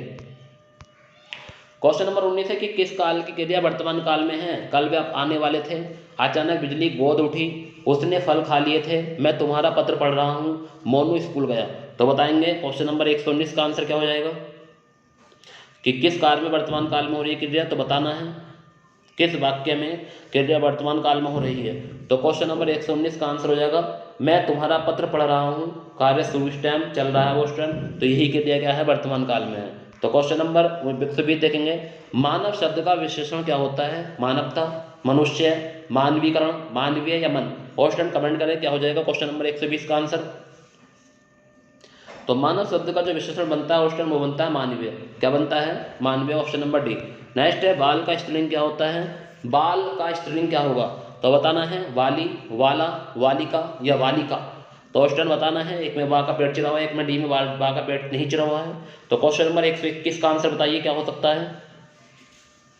तो क्वेश्चन नंबर 121 का आंसर हो जाएगा वाला, ऑप्शन नंबर बी। क्वेश्चन सभी को जोड़ लीजिए, जो बच्चे अभी भी हिंदी के प्रैक्टिस सेट में नहीं आए हैं उनको कहिए कि हिंदी का प्रैक्टिस सेट शुरू हो चुका है और हिंदी के प्रैक्टिस सेट में देखते हैं किसके नंबर सबसे ज़्यादा आते हैं।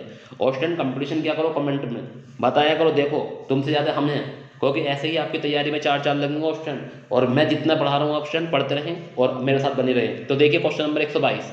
क्वेश्चन नंबर 122 कह रहा है कि निम्न में से कौन सा अल्पविराम चिन्ह है। तो क्वेश्चन आप सभी के बारे में जानते हैं, अर्धविराम कौन सा है, ठीक है, पॉइंट कौन सा है, पूर्ण विराम कौन सा है, अर्धविराम कौन सा है। तो क्वेश्चन इसने अल्पविराम को पूछा है। तो क्वेश्चन नंबर 122 का जो आंसर हो जाएगा वो क्या हो जाएगा तो बताएंगे। तो अल्पविराम से कहते हैं जहाँ पर हमें कम देर रुकना होता है, अर्धविराम से भी। तो ऑप्शन इसका ऑप्शन हो जाएगा ऑप्शन नंबर ए। क्या हो जाएगा? ऑप्शन नंबर ए हो जाएगा अल्पविराम। ये अर्धविराम है, कौन सा विराम है? ये पूर्ण विराम है ऑप्शन। तो इनके बारे में सभी जानेंगे, अर्धविराम, पूर्ण विराम, अल्पविराम, ये तो आपको जानते हैं सभी लोग। नेक्स्ट अगर प्रश्न देखेंगे, हिंदी की मांडली बोली का संबंध किससे है। तो हिंदी की मंडियाली ऑप्शन सॉरी, हिंदी की मंडियाली बोली का संबंध किससे है? राजस्थानी, बिहारी, पहाड़ी या पश्चिमी हिंदी। तो क्वेश्चन नंबर 128 का आंसर क्या हो जाएगा। ऑप्शन कुछ क्वेश्चन मैंने काट दिए हैं जो पैराग्राफ के थे, वे प्रश्न नहीं यहाँ पर नहीं होंगे। ऑप्शन उसको आपको ऑफलाइन कराऊंगा बोर्ड पे, ठीक है। ऑप्शन ऑनलाइन करा दूंगा बोर्ड पे, आपको बोर्ड पे पढ़ने हैं वो, ठीक है। सामने फेस टू फेस आऊँगा जब बताऊँगा आपको वो चीज़ें। तो यहाँ पर देखिए हिंदी की मंडियाली बोली का संबंध किससे है। क्वेश्चन नंबर 128 का आंसर क्या हो जाएगा। तो मंडियाली जो बोली है उसका संबंध है पहाड़ी हिमाचली से। किससे है? पहाड़ी से। ध्यान रखना है। नेक्स्ट रामचरितमानस की भाषा कौन सी है? राजस्थानी, अवधी, ब्रज भाषा या अपभ्रंश। तो रामचरितमानस की भाषा बतानी है कौन सी है। तो राजस्थानी है, अवधी है, ब्रज भाषा है या अपभ्रंश है। तो क्वेश्चन नंबर 129 का आंसर आप सभी जानते हैं क्या हो जाएगी रामचरितमानस की भाषा, बताइए कमेंट में। जी के वेरी गुड, बहुत बढ़िया। तो इसका आंसर जो हो जाएगा वो हो जाएगा अवधि। क्या हो जाएगा? अवधि। नेक्स्ट है रीतिकाल की काव्य भाषा क्या है। तो रीतिकाल की काव्य भाषा बतानी है, अवधि है, ब्रज है, डिंगल है या खड़ी बोली है।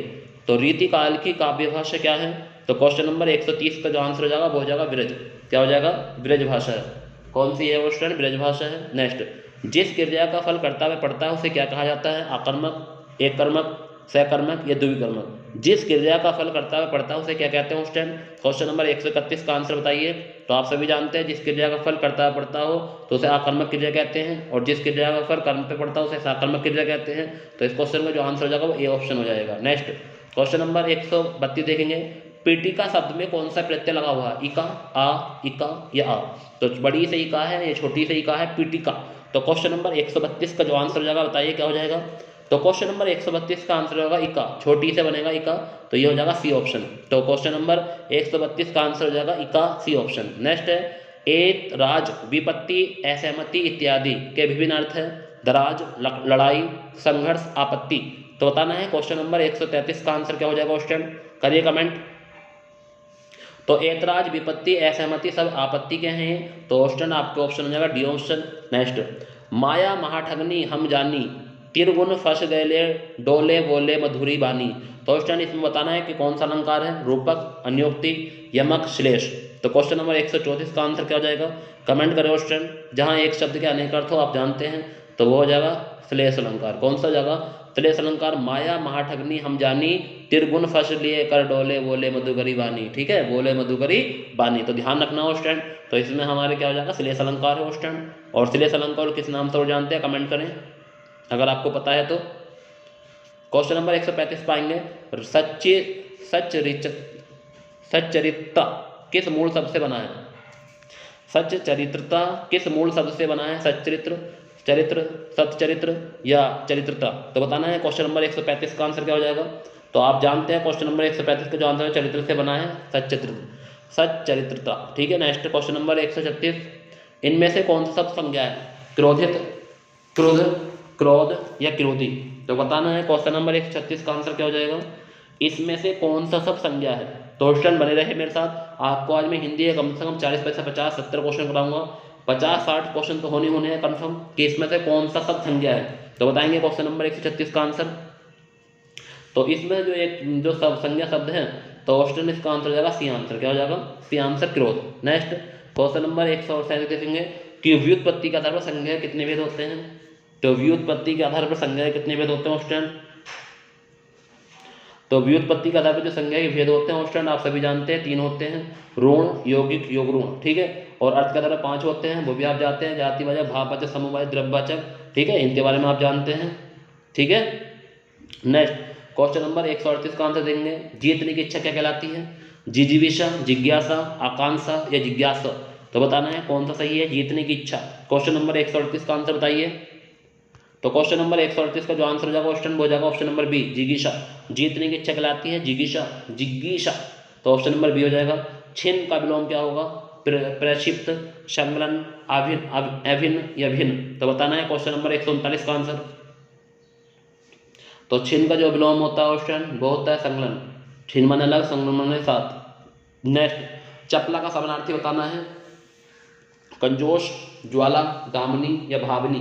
तो बताना है चपला का समानार्थी। तो क्वेश्चन नंबर 140 का आंसर बताइए। चपला इसका क्या हो जाएगा समानार्थी? तो आपको पता है इसका आंसर जो हो जाएगा ऑप्शन हो जाएगा दामिनी। क्या हो जाएगा? दामिनी। नेक्स्ट देखेंगे क्वेश्चन नंबर 141, इनमें से ऋण शब्द कौन सा है? विद्यालय, पशु, वाचनालय या समतल? तो ऋण शब्द वो होता है जिसके टुकड़े करने में कोई भी अर्थ नहीं निकलता ऑप्शन। यह भी क्लास में आपको पढ़ाया गया है। तो ऑप्शन इसका कमेंट करें कि क्वेश्चन नंबर 141 का झड़े लगा दी कमेंट के ऑप्शन करते रहें कमेंट जल्द से। और स्टूडेंट आपको पता है कि आपके साथ कितनी मेहनत कर रहा हूँ, कितना बोल रहा हूँ, जब भी आप कमेंट नहीं करते हैं तो अच्छा नहीं लगता। तो बताइए ऋण शब्द कौन सा हो जाएगा स्टूडेंट? तो आप सभी जानते हैं क्वेश्चन नंबर 141 का आंसर बी हो जाएगा। वेरी गुड, बहुत बढ़िया, आपने सभी ने आंसर दिया, सही है, गजब। नेक्स्ट है पाकशाला किस प्रकार का शब्द है? योग ऋण, आरोहण, ऋण या यौगिक? तो पाकशाला किस प्रकार का शब्द है ऑप्शन? तो 142 का आंसर बताइए क्या हो सकता है? तो पाकशाला जो है हमारा यौगिक शब्द है। ठीक है स्टूडेंट, यही बताया था मैंने कि 2 शब्दों से मिलकर बनता है पाक प्लस शाला शब्द, तो पाकशाला बन जाएगा यौगिक शब्द। पीताम्बर में कौन समास हो स्टूडेंट? सभी जानते हैं कि पीताम्बर में कौन समास हो जाएगा? द्विगु, कर्मधारय, बहुव्रीहि या द्वंद्व? तो क्वेश्चन नंबर 143 का आंसर क्या हो जाएगा? जिसका अलग अर्थ निकलता है उसका तो सभी को पता है कि बहुव्रीहि समास होगा इसमें। पीताम्बर, पीथ्यम्बर जिसके अर्थात कौन होते हैं स्टूडेंट? कमेंट करें।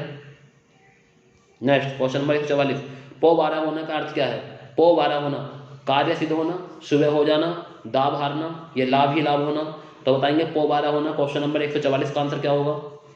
तो पो 12 होना, लाभ ही लाभ होना, लाभ ही लाभ होना। तो क्वेश्चन नंबर 144 का आंसर होगा डी, पो 12 होना, लाभ ही लाभ होना। नेक्स्ट क्वेश्चन नंबर 145 देखेंगे, निम्नलिखित में लोकोक्ति की चयन कीजिए। एक पद, दो काज, आस्तीन का साफ, कठपुतली होना, आंख चुराना? तो क्वेश्चन नंबर 145 का आंसर बताइए क्या हो जाएगा? तो क्वेश्चन नंबर 145 का हो जाएगा एक पथ दो काज। ठीक है स्टूडेंट, एक पथ दो काज, ये है हमारी लोकोक्ति का चयन करना था। तो एक पथ दो काज है, ये लोकोक्ति है। ठीक है। नेक्स्ट क्वेश्चन नंबर 146 देखिए कि इनमें से स्त्रीलिंग शब्द का चयन करना है। आद्य, अपराध, अध्याय, अपराध, स्थापना या स्वदेश? तो बताना है क्वेश्चन नंबर 146 का आंसर क्या हो जाएगा? तो स्त्रीलिंग, तो इसका हो जाएगा स्थापना स्टूडेंट। नेक्स्ट क्वेश्चन नंबर 147, गीदड़ का स्त्रीलिंग क्या होता है? वेरी मोस्ट क्वेश्चन चल रहा है स्टूडेंट। अगर आपने ये प्रश्न भी नहीं करे तो उसका मतलब आप कहीं ना कहीं पीछे रहेंगे एग्जाम में। तो गीदड़ का स्त्रीलिंग बताना है। गीदड़ी, गिदड़िन, गिदगिड़िया और गिदड़ी? तो स्टूडेंट बताना है कौन सा आंसर हो जाएगा? ऑप्शन को खुद पढ़ लिया करो, अगर कहीं भी ऑप्शन में दिक्कत आया करे तो लो और जिम कर देता हूँ, पढ़िए। और स्टूडेंट पता है आपको रात के 8:30 बज चुके हैं और हम तैयारी कर रहे हैं अच्छे से, तो स्टूडेंट हमें कुछ तो लाभ मिलेगा जरूर, ऐसा नहीं होगा। और स्टूडेंट नेक्स्ट, तो क्वेश्चन नंबर हमारा जो हो जाएगा 47 का आंसर बताइए क्या हो जाएगा। तो क्वेश्चन नंबर 147 का जो आंसर हो जाएगा ऑप्शन हो जाएगा हमारा डी आंसर, गिरवी। क्या हो जाएगा? गिरवी, डी ऑप्शन।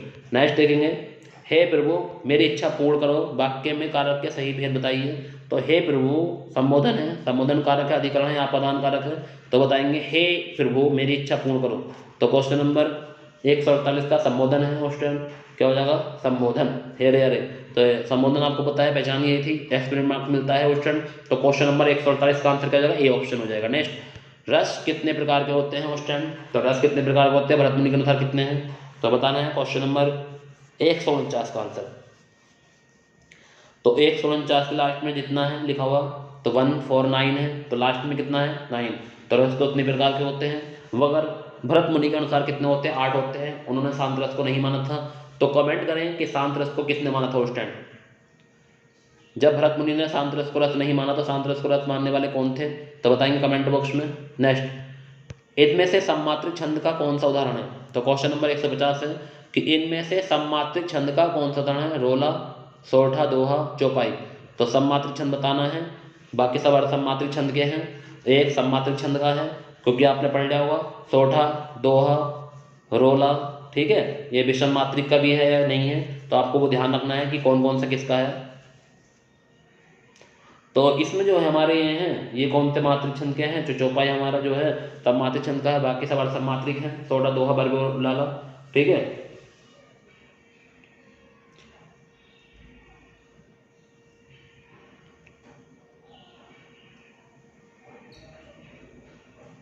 तो क्वेश्चन नंबर 150 का आंसर जो हो जाएगा वो हो जाएगा ऑप्शन ये लिखा हुआ है गलत है, नहीं रोला भी होता है हमारा, ध्यान रखना, ठीक है। रोला, गीतिका, हरिगीतिका, ठीक है। चौपाई, रोला, गीतिका, हरिगीतिका, ये हमारे 4 होते हैं सम्मात्रिक, और इसके अलावा और भी होते हैं जो मोस्टली हैं 4 पढ़ने होते हैं, ठीक है। क्वेश्चन नंबर 150 के दोनों आंसर हो सकते थे, मगर थोड़ा रोला में थोड़ा डाउट लग रहा है मुझे, तो ध्यान रखना। नेक्स्ट, अगला क्वेश्चन देखेंगे, कुछ ही सेकंड में क्वेश्चन ये हमारे हो चुके हैं 150 प्रश्न, जो हमने 114 शुरू किए थे और 3 से 4 क्वेश्चन गैप मारा था, तो 38 प्रश्न के लगभग, यानी कह सकते हैं हमने कि 32 प्रश्न हमने लगा लिए हैं, और हमें मिनट ऐसी हुई है 10-12। तो देखेंगे नेक्स्ट प्रश्न क्या है क्वेश्चन। अब हम मिनटों सेकंड में हम इसका वो करेंगे रिवीजन। तो ये कह रहे हैं हमारा कि इनमें से कौन सा पश्चस्वर है, तो इनमें से कौन सा पश्चस्वर है, जा, अड़ा, आ और ई, तो बताना है पश्चस्वर कौन सा है। तो पश्चस्वर के बारे में ना आपको सभी को ट्रिक बताई थी क्वेश्चन, आपने अगर पढ़े होंगे तो क्वेश्चन नंबर 114 का जो आंसर हो जाएगा क्या हो जाएगा क्वेश्चन, बताना है कमेंट में कि क्वेश्चन नंबर 114 का जो आंसर होगा वो क्या होगा, बताइए। इसका जो आंसर हो जाएगा क्वेश्चन ABCD जो भी है आप लोग बता सकते हैं कि सर इसका आंसर क्या हो जाएगा। तो क्वेश्चन नंबर 114 का जो आंसर होगा क्वेश्चन हो जाएगा आ, कौन सा हो जाएगा, सी ऑप्शन हो जाएगा, आ है, ठीक है। नेक्स्ट आगे देखेंगे क्वेश्चन, मुझसे पहले कमेंट करिए क्वेश्चन, जब भी आप कुछ सीख पाएंगे। नेक्स्ट, तत्सम शब्द का चयन करना है, शहीद, आम्र, लकड़ी, खिड़की, दूध, तो बताना है शहीद, आम्र या खिड़की, दूध, इसमें से कौन सा तत्सम है। क्वेश्चन नंबर 115 का आंसर बताइए। तो क्वेश्चन नंबर 115 का बी आंसर हो जाएगा आम्र, वेरी गुड, बहुत बढ़िया। नासिका किस प्रकार का शब्द है, शंकर, देश, तत्सम या तद्भव, नासिका। क्वेश्चन नंबर 116 का आंसर बताइए। तो नासिका नाक को कहते हैं, तो नासिका तत्सम शब्द और स्टैंड, तो ध्यान रखना है, सी ऑप्शन हो जाएगा। सन्मति का सही संधि विच्छेद क्या होगा, सद प्लस मति, सन प्लस मति, सत प्लस मति या सम प्लस मति, क्वेश्चन कमेंट करें। क्वेश्चन नंबर 117 का आंसर क्या हो जाएगा, very good, very good, very good, well well done, बहुत बढ़िया। क्वेश्चन सबको जोड़ लीजिए, जितने भी आपके साथ के हैं सबको जोड़िए, वेरी गुड, बहुत बढ़िया। देखिए हिंदी के प्रश्न शुरू हो चुके हैं, कहिए कि कुछ ही सेकंड में सारे प्रश्न कराएंगे सर। तो देखिए इसका आंसर जो हो जाएगा क्वेश्चन में हो जाएगा सन प्लस मति। नेक्स्ट आगे देखिए क्वेश्चन नंबर 118। तो क्वेश्चन नंबर 118 किस प्रकार का शब्द है, किस शब्द में उपसर्ग का प्रयोग हुआ है, तो बताना उपकार, पढ़ाई, अपनापन या लाभदायक। तो किस शब्द में उपसर्ग का प्रयोग हुआ है और बाकी में नहीं हुआ उपसर्ग, क्योंकि आप ऐसा मत करते ना अपना प्लस वन, ठीक है, अपना प्लस वन या पढ़ प्लस लाई, पढ़ प्लस आई हो जाएगा, या ला प्लस दायक हो जाएगा, प्लस कार हो जाएगा। तो और स्टूडेंट एक में होगा ऑप्शन, क्योंकि उपसर्ग की पहचान भी पता होनी चाहिए कि उपसर्ग है या नहीं है। ऐसा नहीं कि हमने बीच में बड़े तोड़ दे एक ऑप्शन हो गया, लास्ट में मूल शब्द हो गया, ऐसा कभी नहीं होगा, क्योंकि आपको यही पता होना चाहिए कि उपसर्ग होता है या नहीं होता है। तो क्वेश्चन नंबर 118 का जो आंसर हो जाएगा ऑप्शन हो जाएगा उप प्लस कार, ठीक है। तो ऑप्शन नंबर ए हो जाएगा, बाकी किसी में उपसर्ग नहीं है। यह वाक्य हमारे अपने बनाए हुए शब्द हैं। यह घोड़ा अच्छा है, इस वाक्य में यह क्या है? सर्वनाम, सर्वनाम विशेषण, विशेषण संज्ञा। यह घोड़ा अच्छा है, इस वाक्य में यह क्या है? तो क्वेश्चन नंबर 119 का आंसर बताइए क्या हो जाएगा? तो यह एक सर्वनाम है। क्या है? एक सर्वनाम है, option number A. Next question number 20, स्त्रीत्व शब्द में कौन सी संज्ञा है? द्रव्यवाचक, जातिवाचक, भाववाचक या व्यक्तिवाचक? तो बताना है स्त्रीत्व शब्द में जो संज्ञा है वो कौन सी है। तो इसका आंसर जो हो जाएगा क्वेश्चन, वो आपको सभी को पता है। तो क्वेश्चन नंबर 120 का आंसर हो जाएगा भाववाचक। ठीक है, अदत्त व्यय ये जुड़ जाते हैं तो भाववाचक बन जाती है। नेक्स्ट, वाच्य कितने प्रकार के होते हैं? सभी को पता है, दुनिया कोने में कोई बच्चा ऐसा नहीं होगा जिसे नहीं पता होगा। तो वाच्य कितने प्रकार के होते हैं स्टूडेंट? बताना है 3, 7, 5, 9। तो क्वेश्चन नंबर 121 का आंसर हो जाएगा 3। वाच्य हमारे 3 प्रकार, कृतवाच्य, कर्मवाच्य और भाववाच्य। ठीक है क्वेश्चन। तो कृतवाच्य में कर्ता का बोध होता है और यह आकर्मक और साकर्मक दोनों से बन जाते हैं। और कर्म यानी कि कर्मवाच्य में सिर्फ साकर्मक के जैसे बनते हैं, इसमें कर्म प्रधान होता है, इसमें द्वारा शब्द भी लग जाता है। और भाववाच्य में नहीं का बोध होता है, वो भाववाच्य होते हैं। ठीक है। नेक्स्ट क्वेश्चन नंबर 122, अरे उसने तो कमाल कर दिया, यह कैसा वाक्य है? यह भी पढ़ा है आपको, अरे उसने तो कमाल कर दिया। बताइए क्वेश्चन नंबर 122 का आंसर क्या हो जाएगा? तो क्वेश्चन नंबर 122 का आंसर बताइए, अरे उसने तो कमाल कर दिया विस्मयवाचक है। कैसा है? विस्मय, एक्सक्लेमेशन मार्क लगा हुआ है। क्वेश्चन नंबर 122 का आंसर विस्मयवाचक। नेक्स्ट आगे देखेंगे कि मानक हिंदी का विकास किस बोली से हुआ है? तो मानक हिंदी का विकास किस बोली से हुआ है, ये आपसे पूछा है। तो बताइए कमेंट में कि मानक हिंदी का विकास किस बोली से हुआ है। तो खड़ी बोली से, ब्रजभाषा से, अवधि से, बांग्लू से। तो क्वेश्चन नंबर 128 का आंसर बताना है क्या हो जाएगा? तो क्वेश्चन नंबर 128 का आंसर हो जाएगा कि मानक हिंदी का खड़ी बोली से विकास हुआ है। किससे हुआ है? मानक हिंदी का खड़ी बोली हिंदी से विकास हुआ है। भारतेंदु युगीन कद किस भाषा में लिखा गया था? तो भारतेंदु युगीन ग्रंथ किस भाषा में लिखा गया? खड़ी बोली, अवधी, ब्रजभाषा या फारसी? तो क्वेश्चन नंबर 129 का आंसर क्या हो जाएगा? तो क्वेश्चन नंबर 129 का आंसर है खड़ी बोली। किसमें लिखा गया था? खड़ी बोली में लिखा था। ऑप्शन नंबर ए हो जाएगा स्टैंड। तो ऑप्शन नंबर ए। तो ध्यान रखना स्टैंड, अगर मेरे चैनल को अभी भी सब्सक्राइब नहीं किया तो चैनल को सब्सक्राइब कर लें। अगर कोई न्यू है तो वीडियो को लाइक कर दे स्टैंड। जो शुरू में वीडियो पर थंब का निशान बना होता है उसे लाइक करके जरूर जाया करो स्टैंड, क्योंकि कल हमारी वीडियो 87 बच्चों ने देखी और उसमें से कुल मात्र 22 बच्चों ने वीडियो को लाइक किया। तो ऐसा नहीं होना चाहिए। जितने बच्चे जुड़े वो पहले लाइक करके आएँ, थंब दबाएं, फिर उसके बाद में यहाँ से दिल का निशान बना हुआ 100% बना होगा, इसके लाइक करें। ठीक है, कमेंट तो करनी है आपको, कमेंट तो झड़ी लगा दीजिए उस टाइम। जो आंसर आपको पता है उसका आंसर सबसे पहले आप दीजिए। तो क्वेश्चन नंबर 129 का आंसर क्या होगा? खड़ी बोली। नेक्स्ट, भारतेंदु काल में ब्रजभाषा को लिखने वाले कवि कौन है? तो भारतेंदु काल में ब्रजभाषा को लिखने वाले जो कवि हैं वो कौन है? तो क्वेश्चन नंबर 130 का आंसर बताना है क्या हो जाएगा?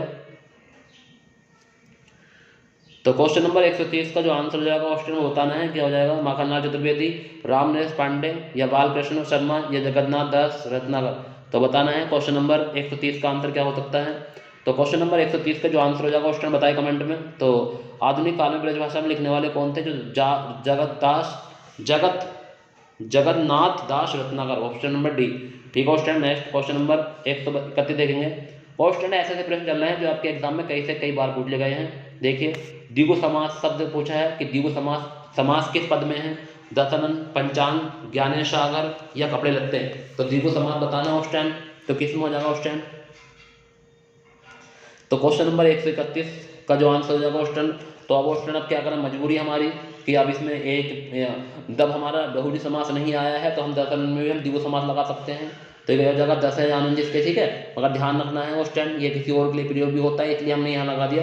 क्योंकि अगर यहाँ बहुब्री ऑप्शन होता तो हम इसे बहुब्री में लगाते, मगर हमने इसे बरते इसलिए दी है क्योंकि जहाँ गिनती आती है वहाँ पर हम द्विगु समास लगा सकते हैं।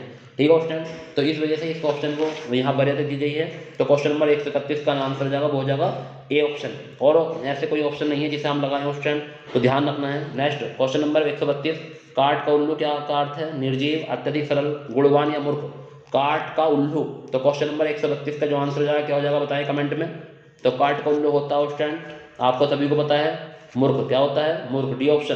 नेक्स्ट देखेंगे क्वेश्चन नंबर 133, इच्छा, कार्य, कामदेव इत्यादि के विभिन्न अर्थ होते हैं। सेव, वैष्णव, काम या गृह? इच्छा बताना है, कार्य और कामदेव क्या अर्थ, किसके अर्थ होते हैं बताइए ऑप्शन में से। तो क्वेश्चन नंबर 133 का आंसर क्या हो जाएगा? तो आपको पता है इच्छा, कार्य, काम के ऑप्शन होते हैं। किसके होते हैं? काम के। ऑप्शन नंबर सी आंसर हो जाएगा। नेक्स्ट क्वेश्चन नंबर 124 देखिए, मौसम कौन कुटिल खलकामी? मौसम कौन कुटिल खलकामी? उपयुक्त पंक्ति में कौन सा अलंकार है? अतिशयोक्ति, वक्रोक्ति, विशेषोक्ति या रूपक? क्वेश्चन ऐसे रिवीजन करते रहेंगे तो आपको पता चल जाएगा। तो यहाँ पे किसी और के माध्यम से बात कही जा रही है, वक्रोक्ति अलंकार है। और आपको बताना है कि मौसम कौन कुटिल खलकामी, तो इसका हो जाएगा बी ऑप्शन वक्रोक्ति। नेक्स्ट है क्वेश्चन नंबर 135, विश्लेषण में कितने प्रकार होते हैं। तो पूछा है कि विश्लेषण के कितने प्रकार होते हैं, 4, 8, 6, 10। तो विश्लेषण के कितने प्रकार होते हैं वो स्टूडेंट बताना है क्वेश्चन नंबर 135 का आंसर। तो विश्लेषण के जो प्रकार होते हैं वो स्टूडेंट कितने होते हैं, 6 होते हैं। कि कौन कौन से होते हैं कमेंट करिए। तो विश्लेषण के जो प्रकार होते हैं 6 कौन कौन से होते हैं बताना है आपको। नेक्स्ट है सर्वनाम के कितने प्रकार होते हैं। तो सर्वनाम क्वेश्चन नंबर 136, सर्वनाम के भी कितने प्रकार होते हैं वो स्टूडेंट बताना है कमेंट में। तो बताइए। तो इसका जो आंसर हो जाएगा वो स्टूडेंट 6 हो जाएगा। कौन कौन से होते हैं वो स्टूडेंट बताइए। सर्वनाम, ठीक है, सर्वनाम के भेद पूछे हैं, ठीक है। संख्या जो होती है वो 11 होती है, सर्वनाम के जो भेद होते हैं वो कितने होते हैं, 6 होते हैं, ठीक है। नेक्स्ट, लिंग की दृष्टि से दही क्या है। तो स्त्रीलिंग, मध्यलिंग, उभयलिंग या पुल्लिंग। तो लिंग की दृष्टि से दही शब्द क्या है तो बताना है क्वेश्चन नंबर 137। तो क्वेश्चन नंबर 137 का जो हो जाएगा दही अच्छा है, ठीक है। उस टाइम ध्यान रखना पुल्लिंग शब्द है, कैसा शब्द है, पुल्लिंग। नेक्स्ट है जिसके समान दूसरा ना हो उसे क्या कहते हैं, अप्रतिभा, अलौकिक, अप्रीतम या स्वर्गिक। तो बताना है क्वेश्चन नंबर 138 का आंसर। जिसके समान कोई दूसरा ना हो तो उसे क्या कहते हैं। तो क्वेश्चन नंबर 138 का हो जाएगा अप्रीतिम, अप्रीतिम, ठीक है। तो उसका आंसर हो जाएगा जिसके समान कोई दूसरा ना हो, अप्रीतिम, ठीक है, ध्यान रखना। नेक्स्ट है भोला का विलोम क्या होता है, बुद्धिमान, चंचल, चालाक या तेजस्वी। भोला, तो क्वेश्चन नंबर 139 का आंसर क्या हो जाएगा बताएंगे। तो भोला का होता है चालाक, क्या होता है, ऑप्शन नंबर सी चालाक हो जाएगा उस टाइम। तो भोला का जो आंसर हो जाएगा वो क्या हो जाएगा, चालाक हो जाएगा। नेक्स्ट देखेंगे आनंद का पर्यायवाची बताना है, प्रमाद, शाहकार, प्रमोद या स्प्र। तो बताना है आनंद का पर्यायवाची क्या हो जाएगा। क्वेश्चन नंबर 140 का आंसर बताइए। तो क्वेश्चन नंबर 140 का जो आंसर होगा उस टाइम हो जाएगा प्रमोद, क्या हो जाएगा, प्रमोद। आनंद का होता है प्रमोद, 100 आंसर। लक्ष्य का विलोम तत्व बताना है। तो लक्ष्य का तत्व क्या होता है क्वेश्चन नंबर 141 का बताएंगे। लक्ष्य, लक्ष्य, लाभ, ये लक्ष्य। तो लक्ष्य का जो तत्व होता है उस टाइम वो सभी जानते हैं, क्या होता है, लाभ होता है, option number C. Next question number एक पहले देखिए, तत्सम शब्द का चयन कीजिए, सारंग, अपशब्द, पानी, ताका। तो बताना है तत्सम शब्द का चयन करना है। क्वेश्चन नंबर 142 का आंसर क्या हो जाएगा। तो तत्सम शब्द इसमें कौन सा क्वेश्चन, बाकी सब तद्भव है। तो अपशब्द कौन सा है, अपशब्द। तो बताना है क्वेश्चन नंबर 142 का आंसर बी आंसर हो जाएगा, ठीक है। नेक्स्ट क्वेश्चन नंबर 143, नवग्रह में कौन सा समास है, ऑप्शन का आंसर आप दीजिए।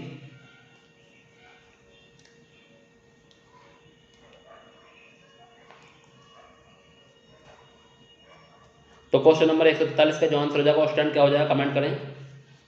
तो क्वेश्चन नंबर 143 का जो आंसर हो जाएगा वो हो जाएगा द्विगु समास। कौन समास हो जाएगा, द्विगु समास हो जाएगा। उस टाइम कहाँ भाग रही भाई, तो देख द्विगु समास, ठीक है। नेक्स्ट अगला प्रश्न है उस टाइम क्वेश्चन नंबर 44, 10 मुख में कौन सा समास है। तो 10 मुख में आप सभी लोग जानते हैं कि 144 का जो आंसर हो जाएगा वो क्या हो जाएगा, बहुब्रीहि समास है, 10 मुख, ठीक है। नेक्स्ट अगला प्रश्न है उस टाइम गुड़ गोबर करना का अर्थ है काम बिगाड़ना, अपना अपना काम बनाना या बनाया काम बिगाड़ना, अच्छी चीज़ों को बुरी कहना, अच्छे और बुरा मिलना, अच्छा और बुरा मिलना। तो गुड़ गोबर करना, तो बताना है क्वेश्चन नंबर 145।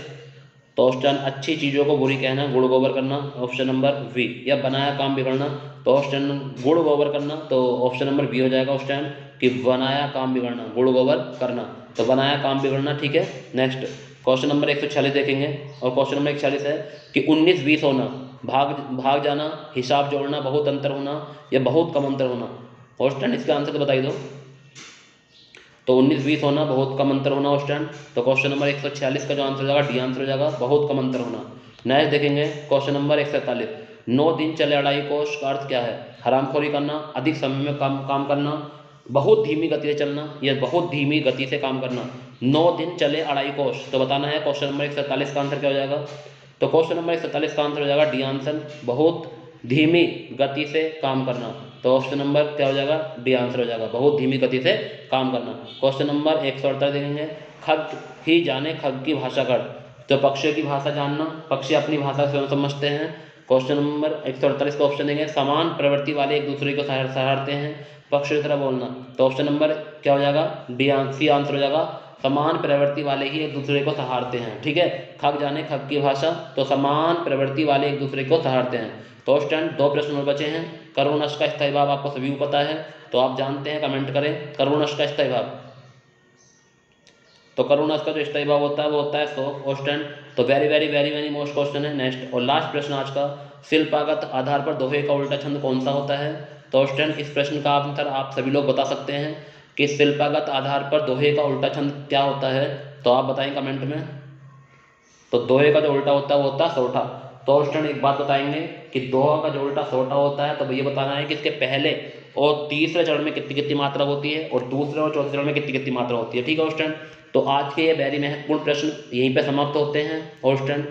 और आप लोग अच्छे से जानते हैं कि सर रात में हम ये प्रश्न पढ़े हैं और सुबह तक हमें ये याद रहने हैं अच्छे से, और ज़िंदगी भर हमें ये याद रखने हैं, तो अच्छे से हमने देखे होंगे। तो स्टूडेंट आज के लिए इतना ही, और कल मिलता हूँ। और स्टूडेंट जितने भी फ्रेंड आपके इसमें नहीं जुड़े हुए हैं तो उनको जोड़ लिया करना, क्योंकि आपको पता है कि अगर आप तैयारी कर रहे हैं तो ये लगाना जरूरी है प्रैक्टिस सेट। बिना प्रैक्टिस सेट के कोई भी तैयारी नहीं हो, क्योंकि आप किसी से मास्टर से पूछ लीजिए, किसी भी टीचर से मालूम कर लीजिए, किसी से ही मालूम कर लीजिए, आपको यही बताएगा कि जितने प्रैक्टिस सेट लगाओगे उतनी तैयारी आपकी अच्छी होगी। तो प्रैक्टिस सेट लगाना जरूरी था। आज मैं आपको 70 प्रश्न जीएस के और 25 से यानी कि 50 से 60 प्रश्न आपको हिंदी कराए मैंने। तो आपको ये वीडियो अच्छी लगी होगी उस टाइम। आज जाने से पहले आप लोग वीडियो को सब्सक्राइब और यानी कि चैनल को सब्सक्राइब, वीडियो को लाइक और शेयर करना ना भूलें। अपने दोस्तों जरूर शेयर करें, क्योंकि उनसे कहें कि इस वीडियो को पूरा देखें और अपनी नॉलेज देखें कितनी आपको जानकारी है। ठीक है स्टूडेंट, चलिए आज के लिए इतना ही। और स्टूडेंट गुड नाइट, अल्लाह हाफिज़।